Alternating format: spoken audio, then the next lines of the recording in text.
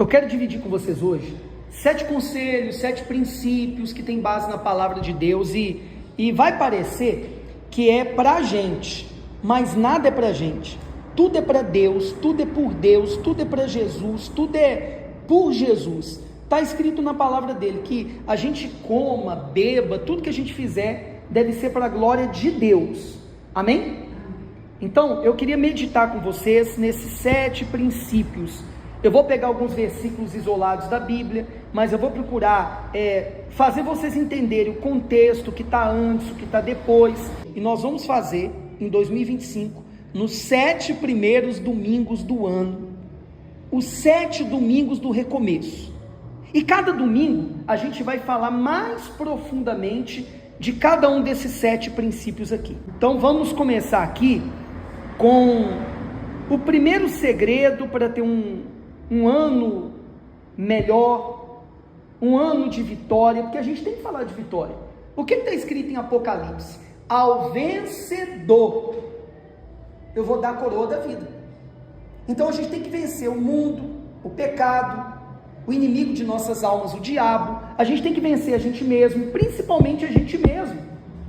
Tudo é para a glória de Deus através de nós. Lembra? Quando Filipe chegou para Jesus e falou assim: mestre, nos mostra o Pai. Aí Jesus falou: Filipe, a gente está há tanto tempo junto, e vocês não viram o Pai em mim? Quem olha para mim, quem vê a mim, vê o Pai. Então lembre, o que é ser cristão? É ser um pequeno Cristo. Então quem olhar para a gente tem que ver Cristo, quem olhar para a gente tem que ver Jesus. E todos esses princípios que eu vou falar aqui, vou refletir com vocês, na verdade, Jesus viveu, Jesus ensinou, a palavra nos ensina. Lembrando que Jesus é a palavra, Jesus é o verbo que encarnou para salvar a humanidade. E para a gente entrar pela porta que é Ele, e depois a gente sair pela porta que é Ele, e trilhar um caminho que é Ele, para poder a gente então chegar na pastagem, que é onde o pastor, ele alimenta as ovelhas, onde as ovelhas são alimentadas. Então todos esses princípios aqui, são para a gente glorificar Deus com a nossa vida. Não quer dizer que nesse ano, no outro, e nos que vão vir, que a gente viver enquanto estiver nessa terra, a gente não vai ter problema, a gente não vai passar deserto, a gente não vai enfrentar luta, a gente não vai ter perda, ou perca. Até hoje eu não sei se fala perda ou perca, qual que é a palavra certa, mas a gente vai enfrentar problemas. O próprio Senhor Jesus disse: no mundo terei aflições, mas tem de bom ânimo, porque eu venci o mundo. Não significa dizer que essa meditação, reflexão que a gente vai falar desses 7 princípios aqui, vai nos impedir de ter derrota, de ter fracasso.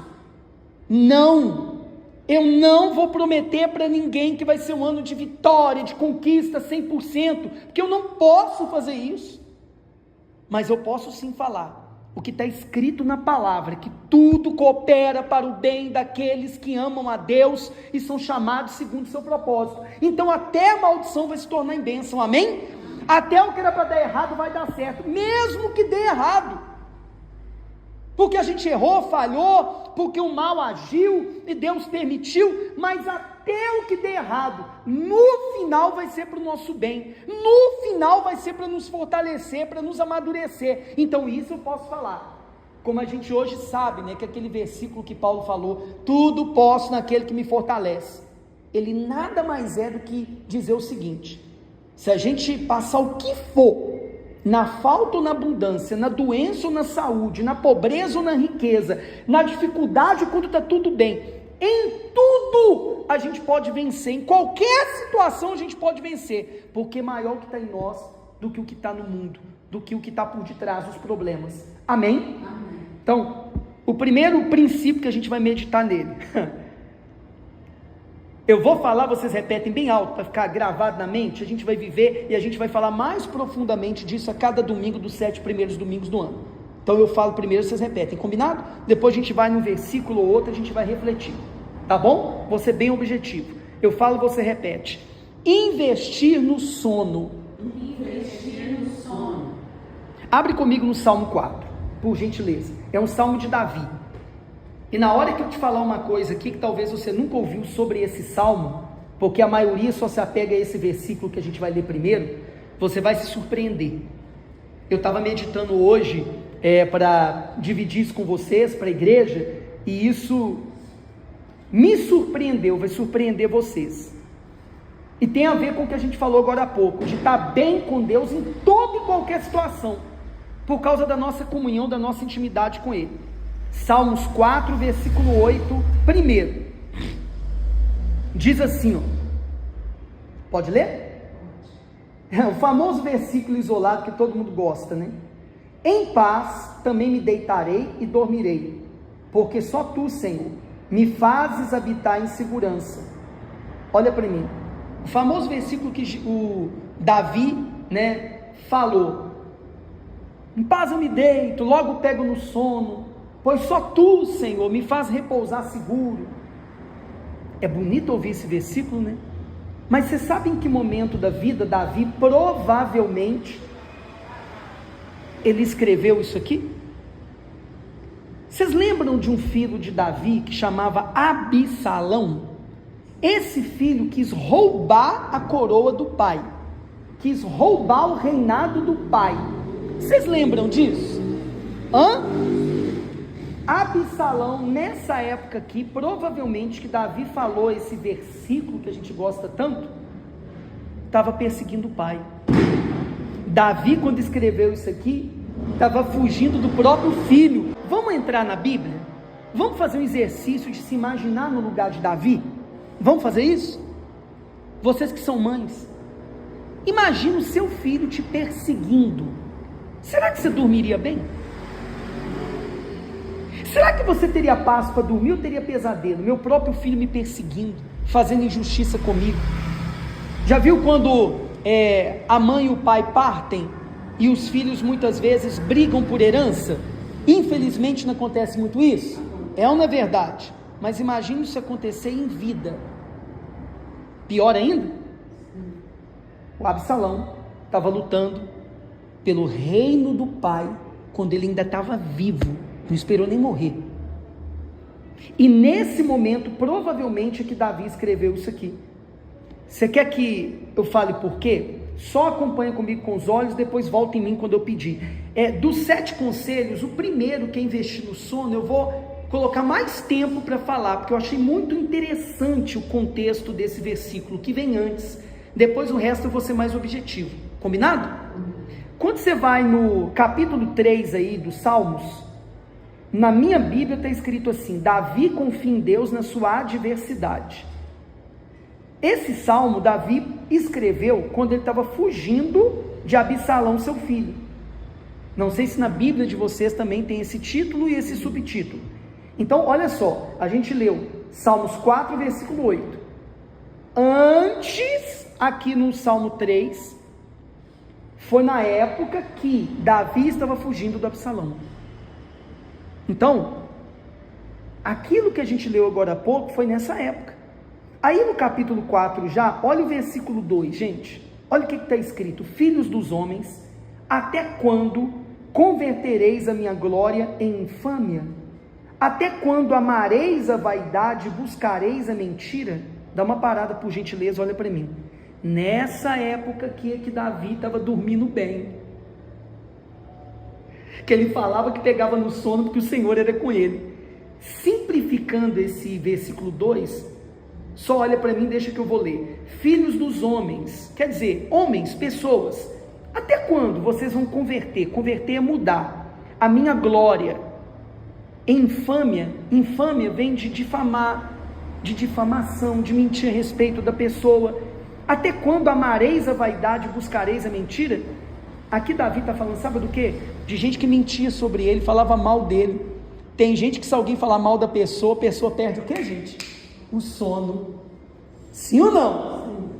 A gente não tem todos os segredos para vencer esse mundo, para ser vencedor, mas se tem um dos segredos que eu tenho certeza que vai te ajudar a vencer tudo, é você não estar nem aí para o que falam de você. Lembra que falavam de Jesus? Que ele era beberrão e glutão, que ele andava com pecador. A fama dele não era muito boa para muita gente, e Jesus seguindo o propósito dele. A mesma coisa Davi. Olha o versículo 2, gente. Na mesma época que ele falou que dormia em paz porque Deus era com ele.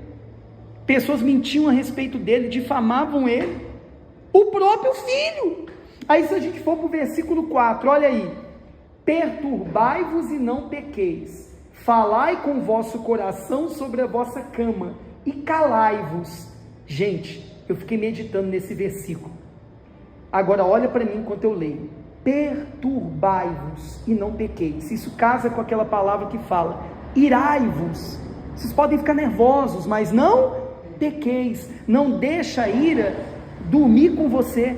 Resolve a questão antes de dormir. A Bíblia se completa, os versículos se completam. Aí ele fala assim, só ouça o que eu vou falar: falai com o vosso coração. Fala com o seu coração sobre, em cima da sua cama, e calai-vos. Sabe o que Davi está falando? Nesse momento aqui que o filho estava perseguindo, que ele era injuriado, ele estava dizendo o seguinte: ó, na hora de dormir, não se perturbe, mesmo se você tiver motivo para isso, não peca. Lembra de Jesus na cruz? Ele estava sendo injustiçado, muito mais do que Davi. Davi é um exemplo de Cristo. Davi é um homem que aponta para Cristo. E lá na cruz Jesus falou o quê? Perdoai-vos, Pai, porque eles não sabem o que fazem. Olha só, gente, que forte. Aí o Davi fala, né, para a gente não se perturbar, não pecar, e falar com o nosso coração na cama. O que significa isso, pastor Cleiton? Falar consigo mesmo, falar consigo mesmo, ter aquele momento de você com você mesmo, na cama, antes de dormir. Falar com a sua alma, falar com os seus sentimentos. Você já se fez essas perguntas? Eu tenho feito esse exercício, tem me ajudado muito. Eu tenho falado isso com a minha esposa, com a Wanda. Te perguntar assim: por que eu faço isso? Quando acontece aquilo? Por que eu sou assim? Você já fizeram essas perguntas para você mesmo? Davi está falando disso, da gente conversar com a gente. O que é conversar com a nossa alma? É conversar com nossos sentimentos, que nos atrapalham no dia a dia. Vocês estão entendendo, gente? Aí ele fala assim, ó, aí depois calai-vos. Como assim calai-vos? A gente precisa, para ouvir a Deus, ficar o que também? Em silêncio. Aí no 5 diz: ofereceis sacrifícios de justiça e confiai no Senhor. Olha para mim, por gentileza. Esse oferecer sacrifícios aqui não tem nada a ver com aquele sacrifício do Antigo Testamento, dos animais, representando o pecador, nem a oferta que a gente dá hoje em dinheiro. Esses sacrifícios de justiça, para confiar em Deus, é o que? A gente procurar andar na justiça, a gente procurar fazer o que é certo, mesmo que nos façam o que é errado. Fazer o que é certo, mesmo que nos façam o que é errado. É esse sacrifício de justiça. Aí no versículo 7, que antecede o 8, que a gente começou a ler, que todo mundo gosta de lê-lo, mas ninguém entende o momento que Davi estava vivendo nessa época, diz assim: puseste alegria no meu coração, mais do que no tempo em que se lhes multiplicaram o trigo e o vinho. Agora vocês vão olhar para mim, eu vou repetir devagar para vocês entenderem o que Davi falou. Puseste alegria no meu coração, mais alegria do que no tempo em que se multiplicava o trigo e o vinho. O que Davi está falando, gente? Olha para mim, vamos entender que é simples. Coloca alegria no meu coração, mais do que na época que eu estava próspero, mais na época que estava tudo bem, na época que estava fartando de vinho e de trigo. Diz respeito aqui à prosperidade. É fácil a gente se alegre na presença de Deus quando está tudo bem, mas e quando está tudo mal? Gente, por que eu quis focar mais tempo aqui no primeiro princípio para a gente viver melhor, não só no ano que vem, mas todos os anos da nossa vida? O sono, regular o sono, dormir na hora certa, acordar na hora certa, fazer higiene do sono, que já eu vou falar, que foge um pouco da Bíblia. Mas olhe para mim, eu quis focar porque a maioria das pessoas só lembra do versículo 8, né, que Davi falou: em paz me deito, logo pego no sono, porque o Senhor me faz repousar seguro. Mas vocês entenderam em que época que Davi escreveu isso? Foi numa época boa ou ruim? Fala, gente. Quem estava perseguindo ele? O próprio filho. pessoas caluniando, mentindo sobre ele, o próprio filho. E mesmo assim, ele tinha paz para dormir. Procura se afastar do celular, da televisão antes de dormir. Procura apagar as luzes de casa. Não deixa o celular carregando dentro do quarto. Eu não vou entrar em detalhes aqui, para a gente ser objetivo, mas está provado que esse celular aqui, carregando no quarto, faz mal para o sono da gente. Procura evitar atender telefone colado no ouvido. Eu trabalho horas por dia atendendo cliente por ligação, pelo WhatsApp, com o telefone perto. Eu tinha um fone, estragou, vou ter que comprar outro, porque também está provado que você não deve atender telefone no ouvido assim. Você deve usar fone de ouvido. Você sabia disso? Pesquisa sobre isso. Então procura antes de dormir se preparar. E eu vou confessar para vocês, eu não tenho praticado isso. Minha esposa está aqui no culto. Então eu fiz questão de falar desse princípio primeiro na palavra de hoje. Por quê? Porque eu não tenho praticado. E eu preciso praticar. Isso aqui eu vou ter que colocar, sabe, no meu dia a dia. Porque eu preciso. E todos nós precisamos. Eu estava conferindo uma pesquisa. Sabe quanto tempo da nossa vida a gente passa dormindo? Cerca de 1/3. Vocês tinham noção? Vou te dar um exemplo. Se eu viver 120 anos dividido por 3, 40 anos é dormindo. Te assusta isso? Se a senhora tem 60 anos, 20 anos a senhora passou dormindo. Se a gente passa tanto tempo dormindo, imagina se o nosso sono for ruim. Sai daqui hoje meditando sobre isso. Eu preciso viver isso antes de falar com vocês. Investir no nosso sono com qualidade. Tem gente que dorme melhor ali 7 horas, tem gente que 6, tem gente que 5, tem gente que precisa de 8 para dormir bem e renovar as forças. Cada um é de um jeito, mas procura conhecer você mesmo, você mesma e investir no sono. Eu gastei muito tempo com isso, o restante eu vou ser mais objetivo. Amém? Segundo segredo, eu falo, você repete. Orar sempre. Orar sempre. Mateus 6,6. Vamos lá? Primeiro evangelho. Agora eu vou dar uma acelerada, tá? Eu quis investir mais tempo sobre esse primeiro segredo. Mateus 6,6. Diz assim: mas tu, quando orares, entra no seu aposento, fechando a sua porta, ora teu pai que está em secreto, e teu pai que vem em secreto te recompensará publicamente. Olha para mim por gentileza. Lembra que eu sempre ensino vocês. Esse versículo não significa dizer que Jesus falou que eu só posso orar no meu quarto. Mas ele está falando do que ele mesmo praticava. Se você for nos evangelhos, e eu vou no segundo domingo do ano falar muito sobre isso, Jesus sempre se retirava dos discípulos, sempre se afastava da multidão para orar em secreto ao pai dele, no monte ou em algum lugar, ele sempre se retirava. Gente, quem você quer ter o melhor relacionamento da sua vida, você tem que investir tempo e tem que ter intimidade. Se o casal quer ser feliz, tem que investir tempo, tem que ter intimidade. Eu falo com minha esposa, com a Wanda, que quando a gente chega em casa do trabalho, eu procuro deixar celular do lado e eu focar nela, tempo de qualidade com ela, porque ela é a pessoa depois do Criador, do meu Deus, do Senhor Jesus, do Espírito Santo, que eu quero ter mais intimidade, mais relacionamento. Então tem que investir nisso. Então a oração é para isso, é para ter intimidade com o Senhor, para ter intimidade com Jesus e com o Espírito Santo. Por isso que Jesus orava sempre, por isso que está escrito para a gente orar sem cessar, sem parar. Eu sempre falo com vocês, a gente pode orar tomando banho, no banheiro. Quantas vezes eu oro no banheiro, do escritório, lá de casa, da cama, correndo, caminhando, dirigindo, aonde for, aonde a gente estiver, a gente pode orar, a gente pode investir na oração, mas sempre procura em secreto, sem chamar a atenção de ninguém. Sabe o que eu lembrei hoje? Quando a gente estava morando em Sete Lagoas, tinha um vizinho nosso, crente, que ele ia para o meio da rua, na frente do condomínio lá, e ficava orando em voz alta no meio da rua e andando. Isso me lembra os fariseus que Jesus repreendeu, que eles oravam na presença dos outros para serem vistos. Eu não acredito até que aquele irmão lá orava com essa intenção. Eu acredito que ele fazia sem maldade, mas está errado. A gente não ora para os outros verem, a gente tem que orar para Deus. A gente tem que orar, sabe,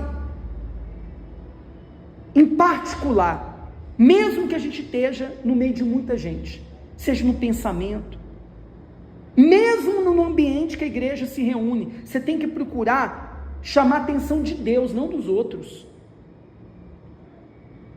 Quem está entendendo? Então, segunda chave, segundo conselho para você ter um ano melhor: invista na oração. 3, eu falo, você repete: falar. Profetizar. Vamos lá em Gênesis, primeiro livro da Bíblia. É muito bacana. Gênesis. E tem cristão que você acredita que não acredita nisso aqui, que acha que isso aqui é algo místico, algo esotérico. Meu Deus, está provado que tem poder na palavra. Gênesis 1:3.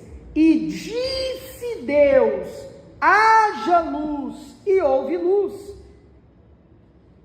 Aí no versículo 6 ele fala: haja uma expansão no meio das águas. Aí no versículo 9 ele fala: ajuntem-se as águas debaixo dos céus no lugar. No versículo 11 ele fala: produz a terra erva verde. E por aí em diante. No versículo 14 ele fala: haja luminares na expansão dos céus, para haver separação entre o dia e noite, e por aí vai. Aí no versículo 20 ele diz: e diz Deus: produzam-se águas abundantes. Aliás, produzam as águas abundantemente répteis de alma vivente, e voem as aves sobre a face da expansão dos céus. No 24, e disse Deus: produz a terra a alma vivente conforme a sua espécie. Aí vai falando das espécies. No versículo 26, e disse Deus: façamos, porque é no plural, né? A gente sabe que é um mistério, mas Deus são 3, Pai, Filho e Espírito Santo. Façamos o homem à nossa imagem, conforme a nossa semelhança. No 29, e disse Deus: eis que vos tenho dado toda a erva que dê semente, que está sobre a face de toda a terra. Aí ele vai falando. O que eu quero dizer com isso? Olha para mim, por gentileza, pessoal. O terceiro conselho, né, para ter um ano melhor: você precisa investir na palavra, porque da nossa boca pode sair morte, mas também vida. Aí eu quero focar no versículo 26, quando Deus disse: façamos o homem à nossa imagem e semelhança. Depois criou a mulher. Que tipo de mulher você está criando com as palavras que saem da tua boca? Que tipo de homem está se criando a partir das palavras que saem da minha boca? Eu vou te explicar. Esse ano eu fiz muito isso, eu vou mudar isso. Ah, meu Deus, como eu sou incompetente. Ah, se não fosse o Senhor. Não é mais fácil eu só mudar e falar assim: Senhor, me dá competência. Ah, meu Deus, como eu sou fraco. Ah, se não fosse o Senhor. Não é melhor falar: meu Deus, me faz forte. Estão entendendo? A gente tem que tomar cuidado com o que a gente fala de nós mesmos. Eu vou repetir: nós temos que tomar cuidado com que tipo de mulher você está criando com as palavras que você fala sobre você mesmo. Eu tenho que tomar cuidado com que tipo de homem eu estou me tornando com as palavras que eu falo para mim mesmo. E cuidado com as palavras que você ouve, porque as palavras também desanimam. Mulher tem muito disso, né? Se uma outra mulher chega e fala assim: nossa, fulana, mas você tá magra, hein? Aí a pessoa já fica: ai meu Deus, será que eu tô mesmo? Nossa, você tá com semblante caído. Cuidado com as palavras que estão te alimentando, que saem da sua própria boca, de gente que convive com você. Não se esqueça disso. A palavra é tudo. Deus criou tudo com a palavra, tudo começa com a palavra. Eu vou ter um ano melhor. Pode acontecer muita coisa contrária, posso enfrentar muito problema, mas em qualquer situação eu vou vencer, porque Deus é comigo. Isso não é uma falsa promessa. Isso sim a gente pode falar, que tudo a gente pode naquele que nos fortalece. Amém? Então, cuidado com as palavras. As palavras podem produzir morte, mas também produzem vida. Lembra que Jesus falou com planta, né? Lembra da figueira? Queria comer um figo, não deu figo.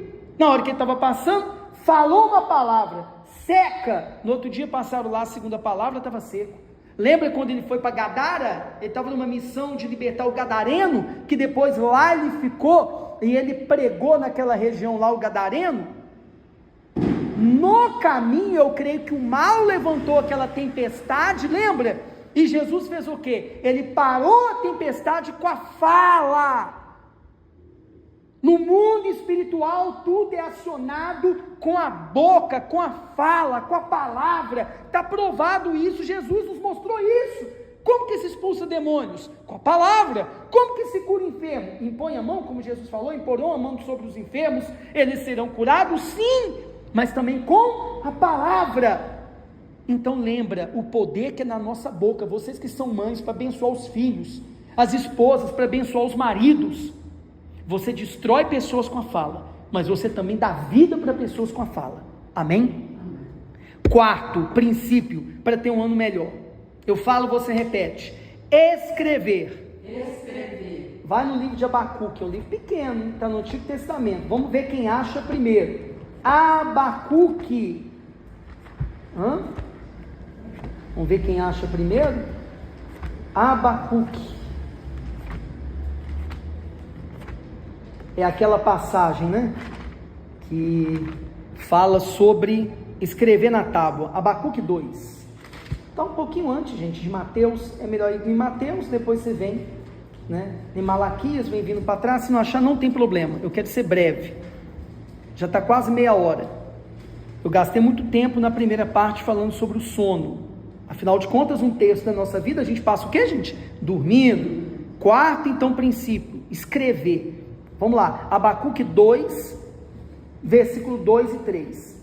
Então o Senhor me respondeu e disse: escreve a visão e torna bem legível sobre tábuas.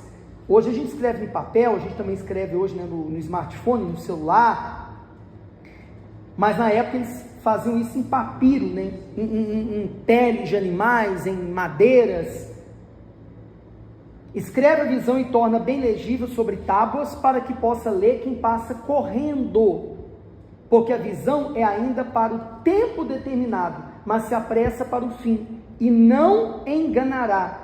Se tardar, espera, porque certamente virá, não tardará. Olha para mim, eu não vou entrar em detalhe do que foi isso, por que Deus mandou o profeta Abacuque escrever uma visão nessa tábua. Eu quero trazer para a nossa vida, aplicação para a nossa vida. Quando a gente escreve algo, a gente está dando vida a algo.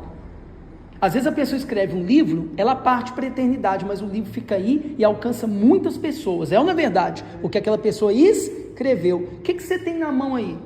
Algo escrito. Homens inspirados pelo Espírito Santo escreveram a palavra de Deus. A gente está lendo aqui um texto que um homem, um profeta escreveu e chegou até a nossa mão, depois de mais de 2000 anos. A escrita alcança pessoas que a gente não tem noção, mas a escrita também, eu li hoje uma pesquisa, aí eu estou trazendo mais para o lado humano, que algumas universidades pelo mundo afora fazem várias pesquisas, e pesquisaram aí grupo de pessoas, e que na maioria das vezes, as pessoas que escrevem seus objetivos, mais de 40% dessas pessoas estudadas, acompanhadas durante um grande período da vida, conseguiram alcançar os seus objetivos. A maioria que escreveu os seus objetivos. De todas as pessoas que foram estudadas aí nessas pesquisas em universidades que eu vi hoje, mais de 40% das que escreveram os seus objetivos alcançaram mais os seus objetivos. Então faz o exercício de escrever. Amém? O que você vai fazer. E mentalmente, gente, dá uma clareza para você. Faz o exercício. Quando você tem muita coisa para resolver no outro dia, antes de dormir, faz o seguinte: escreve. Escreve, seja no celular, ali no bloco de notas ou numa agenda, escreve o que você tem que resolver no outro dia e vai dormir. Você vai ter uma paz na hora de dormir. Por quê? Porque o seu cérebro ficou livre daquela preocupação, você transferiu para o papel. Isso também é provado cientificamente. e te dá uma clareza do que você tem que fazer. Amém? Quinto princípio para ter um ano melhor. Repete comigo: imaginar. Volta um pouquinho lá atrás em Provérbios 23. Provérbios 23. No versículo 7, não é todo o versículo que fala de um outro contexto aqui, a gente pega só parte desse versículo aqui, mas dá para aplicar na nossa vida. Provérbios 23, 7. Porque como imaginou na sua alma, algumas traduções falam no seu coração, assim ele é. O resto não precisa ler, mas a gente pode aplicar isso aqui na nossa vida. Eu trabalhei com um pastor há uns anos atrás, que ele sempre falava isso, que a gente é o que a gente pensa que a gente é. Então, assim como a gente imagina, a gente é. Olha para mim, por gentileza. Imaginação tem a ver com fé. Eu já falei, aí é fora da Bíblia, mas a gente pode também unir com a palavra, que cientificamente está provado, pesquisas já comprovaram que o nosso cérebro, ele não sabe separar o que é passado, o que é presente, o que é futuro. Quando a Isabel nos contou o sonho que ela teve, mesmo que foi um sonho, não foi acordada, que ela viu o ambiente da igreja cheio, para o cérebro da Isabel, aquilo já aconteceu. O cérebro não entende que aquilo foi um sonho, que aquilo vai ser um futuro. Não, para o cérebro já aconteceu. Então procura, na hora que você orar, tirar um tempo do dia também para fechar os olhos e imaginar o que você quer. Eu quero meu marido na presença de Deus na igreja com a gente. Imagina ele sentado do teu lado. Eu quero meu filho na presença de Deus na igreja comigo. Imagina ele sentado do teu lado. Eu tenho falado com você sobre a reconciliação que eu, em nome de Jesus, vou ver entre eu e meu irmão que nos afastamos. Eu já falei para vocês que eu já fechei os olhos e já imaginei eu abraçando ele. Agora nesse momento aqui de olhos fechados, eu estou me imaginando abraçando ele. Ele é mais alto do que eu, ele é mais forte do que eu, e a gente chorando junto ali. Para o meu cérebro, isso já aconteceu. Isso tem a ver com fé. A imaginação. Amém? Penúltimo princípio para ter um ano melhor. Repete depois que eu falar: caminhar com as pessoas certas. Mateus 18, vai lá, versículo que vocês sabem que eu repito várias vezes, sobre o poder da concordância. Mateus 18, vamos lá, Mateus 18,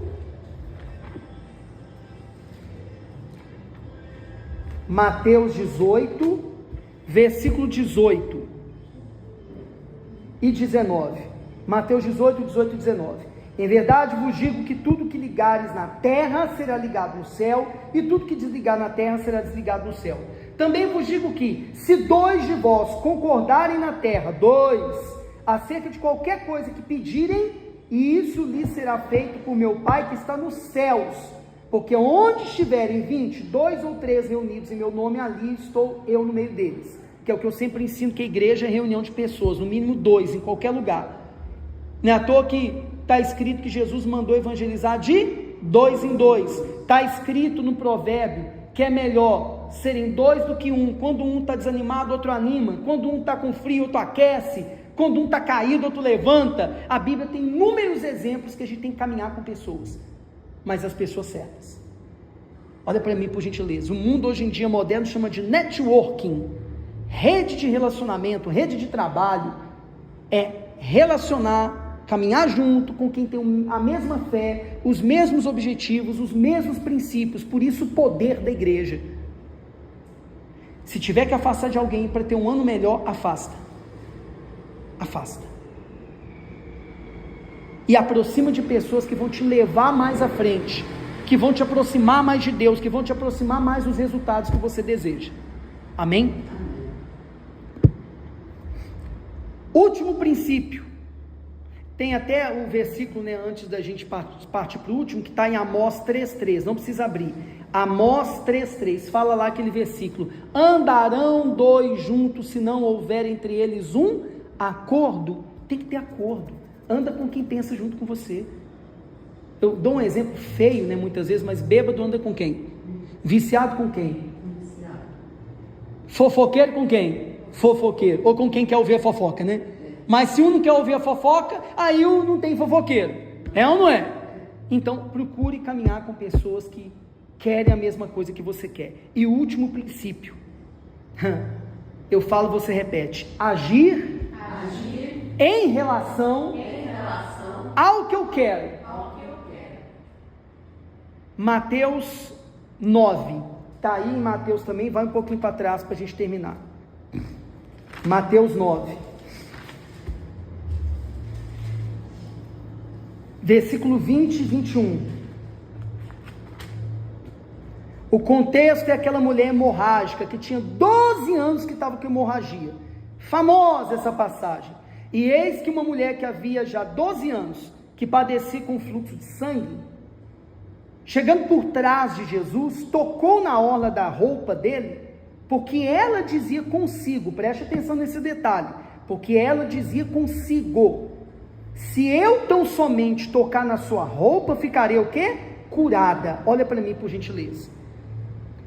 Essa mulher, ela enfrentou a morte, já estava morta-viva, porque estava 12 anos com hemorragia, imagina fraqueza, mau cheiro, anemia, mas na cultura da época, a lei judaica, a mulher sangrando não podia tocar em homem nenhum, ela tocou em Jesus, ela podia ser apedrejada e morta, ela tinha que viver reclusa, podia tocar em ninguém, tinha que viver afastada da sociedade. Essa mulher teve que ir no empurra, porque aqui, pessoal, o contexto era o seguinte: Jesus estava a caminho daquele chefe, um dos chefes da sinagoga, que a criança tinha falecido.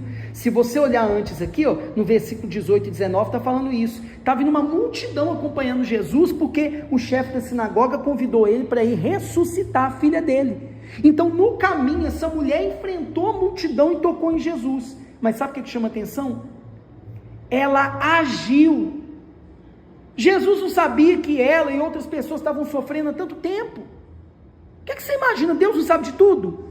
Então ela agiu. E olha interessante aqui o que fala no versículo 21.